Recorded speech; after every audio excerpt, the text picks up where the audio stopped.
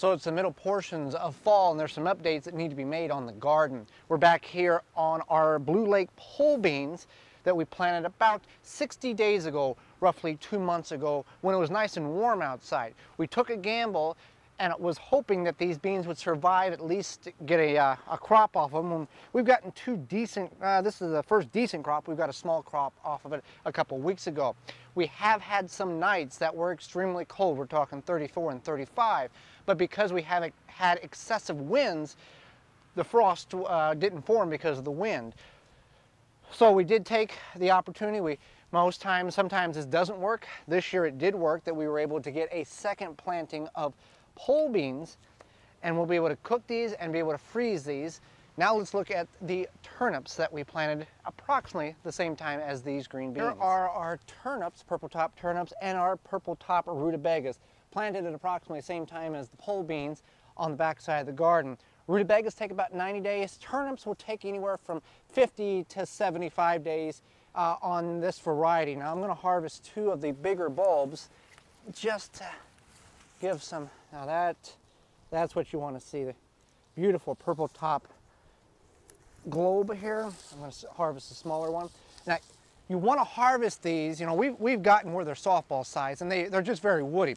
You want to harvest, the ideal size is about a tennis ball type of size. They're going to be nice and tender. We can cut these real thin, saute them, cook them up in many different ways. And the turnip greens are edible too if you do choose to go that route. So these are two nice specimens of the purple top turnips. A lot of these other ones here are just getting to the point of forming a bulb. Now, turnips and rutabagas, unlike green beans, can handle a frost, and these will stay in the ground for approximately another 2 to 3 weeks, or until the ground is about ready to freeze, and then we'll go ahead and pull these up regardless of the size.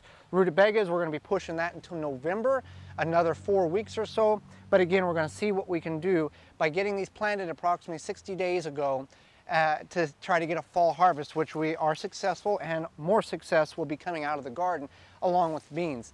Now let's go over and look at the leeks, some of them that we left in a couple weeks ago whenever we harvested them to freeze for our winter storage.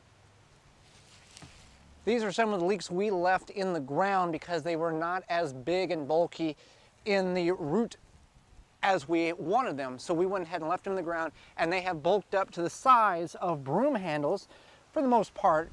These can stay in the ground until, much like the turnips and rutabagas, before the ground freezes. Now, if you don't harvest these, we spoke about this on our weekly program, that if you don't harvest these will overwinter, and then next spring all the energy will be put into a top stalk that will turn into a bulb of flowers, and that's where your seeds will be. But we'll harvest all of these at the time before the ground freezes, so we can go ahead and use them for cooking. So that's just some of the follow-ups that we've had from fall planting and the success that we were able to achieve by getting the right seed in the ground at the right time for fall harvest.